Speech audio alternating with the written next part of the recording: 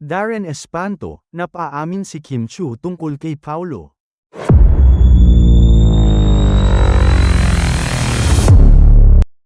Biglang naging bida sa mga Kim Pao Faney si Darren Espanto matapos nitong magawang mapaamin si Kim Chiu sa hinihintay na linaw sa napapabalitang romantic relationship nito sa ka-love team na si Paolo Avellino.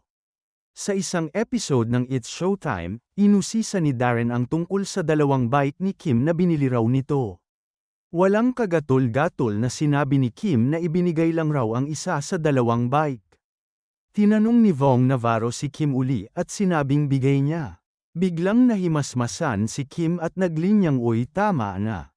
Press con. Saka tumawa ng malakas. Nakiliti ng gusto ni Darren ang mga netizen sa pa-soft launch na pag-amin ni Kim sa kanila ni Paulo na matagal na rin nilang pinagsususpetsahan. Natatanging si Darren lang talaga ang nakagawang paaminin si Kim, nakilala sa pagiging may sekreto lalo na pagdating sa kanyang personal life habang wala pa namang official na pag-amin mula sa kanyang mga nakarelasyon. Per-impuri at pinasasalamatan ng mga Faney si Darren sa eksenang ito na talagang bestie raw ni Kim. Samantala, kinuyog ng ilang netizen ang isang Becky na nagsuggest kay Darren na mas maganda raw kung aahitin nito ang buhok sa kanyang kilikili. Ipingalandakan ni Darren ang naging bakasyon nito sa The Farm sa Lipa City kasama ang kanyang kapatid at pamilya. Sa first pic nagpabida na agad si Darren sa kanyang topless body habang nakalublob sa pool. Lantad ang magkabilang kilikili ni Darren sa pagkakataas ng kanyang kamay, dahilan para masilip ng marami ang mga buhok sa kanyang armpit.